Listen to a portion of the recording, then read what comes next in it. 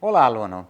Nessa segunda semana vamos abordar a estrutura do turismo, que é talvez a mais importante, porque afinal de contas sobre eles que são nossos prestadores de serviço. Se você olhar na Lei Geral de Turismo, que é a nossa lei mais importante, a 11771 de 2008, você vai ter exatamente os prestadores de serviços, ou seja, aqueles que realmente fazem e realizam a atividade turística.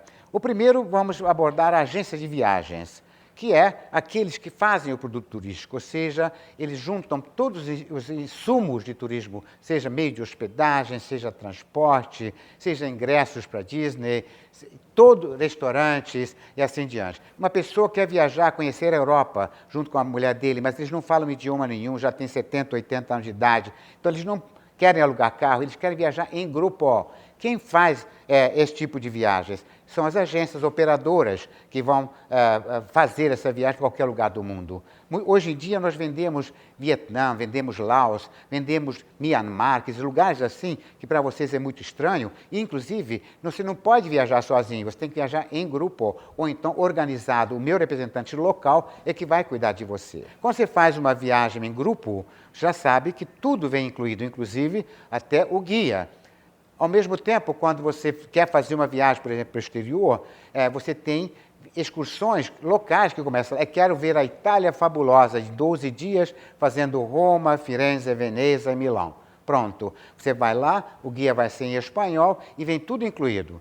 Muitos deles até fazem meia pensão nessas viagens. Inclui excursões, inclui, de repente, o transporte rodoviário, ferroviário e assim diante. Então, a agência é aquela que junta todos os insumos para poder oferecer para você, seja individualmente, seja para a sua família, ou seja, em grupo. Em segundo lugar, vão ser os meios de hospedagem, ou seja, qualquer tipo de hospedagem que você queira utilizar. Então, nós temos meios de hospedagem, não coloquei hotel exatamente propositadamente, porque nós temos muitos tipos de meio de hospedagem hoje em dia. Né? Vai depender do cliente, o que ele deseja. Pode dormir, inclusive, em castelo, mas, ao mesmo tempo, você pode dormir num hostel, num albergue, ou vai usar o Airbnb, que são aqueles apartamentos que você pode alugar, e muitos podem utilizar um simples hostel. Né? Os estudantes, por exemplo, que não têm muito dinheiro para pagar, mas não precisa de grande conforto, ele quer pagar pouco. Então, você pode usar todos os tipos e viaja assim. Quer dizer, são importantes, são importantíssimos. Muitas vezes a viagem vai depender para onde você vai, para que você possa ficar naquele meio de hospedagem perfeito e o mais perto possível daquilo que você quer fazer. Por exemplo, você vai para a Disney, você vai tentar alugar algo mais perto possível da Disney. Se eu quero ficar em Paris, mas no centro de Paris, vou tentar alugar o mais perto possível de Champs-Élysées e assim diante. Né? Então, meio de hospedagem é super importante. Graças a Deus, aqui no Rio de Janeiro, nós temos hoje, por causa das Olimpíadas e por causa da Copa do Mundo, aumentou, dobrou praticamente o número de hotéis e de meios de hospedagens, que hoje realmente nós temos uma facilidade de oferecer, inclusive, preços, porque nós éramos muito caros as diárias, e hoje não mais. E depois vem as empresas de eventos, que são extremamente importantíssimas hoje. Nós temos uma coisa chamada Rio Conventions and Visitors Bureau. E o que quer dizer isso? Esses caras viajam para o exterior só captando eventos para as cidades, que são muito importantes para trazer turistas para o Brasil e deixar o dinheiro, porque o cara de eventos, ele gasta 3 vezes mais que um turista de lazer.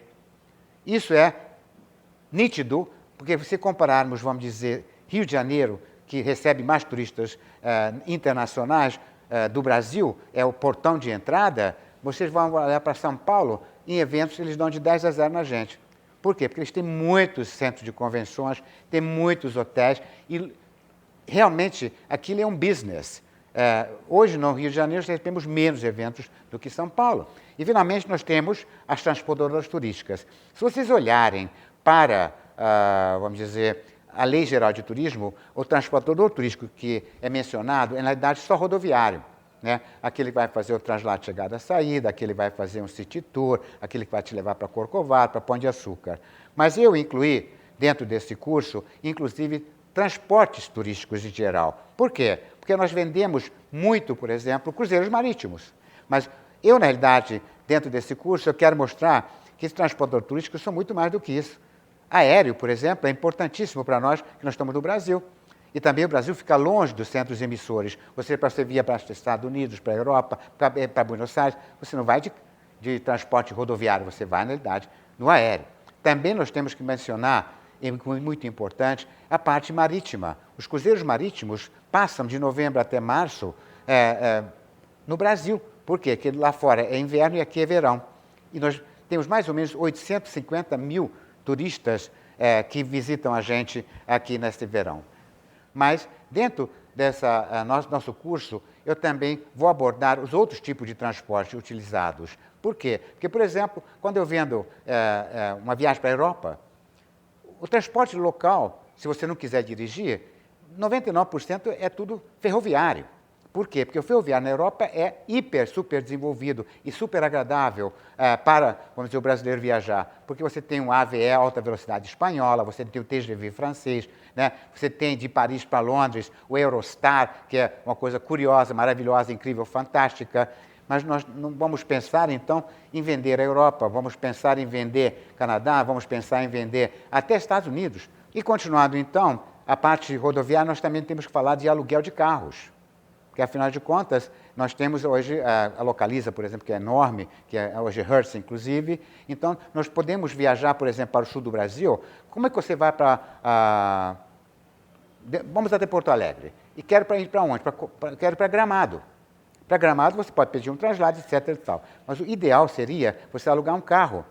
Então, você chega de avião, você aluga um carro e vai até Gramado, porque você vai ficar 5, 6 dias por lá e poder visitar, inclusive, aquela região toda. Ir até Canela, ir até Caxias do Sul, né? Visitar outras, inclusive, a parte dos vinhedos, que é Bento Gonçalves, é formidável. Então, a locação de carro está começando a melhorar muito, mas ainda no Brasil, locação de carro ainda é muito caro. Se você for para os Estados Unidos, estava falando de Disney, lá é baratíssimo. Você vai alugar carros maravilhosos. Mesma coisa pode acontecer na própria Europa. Você vai alugar um BMW, um Mercedes-Benz, que você não vai alugar nunca no Brasil. Então, alugar de carro é muito importante. Então, dessa vez nós ficamos por aqui e nos vemos na próxima semana. Até lá, bye bye.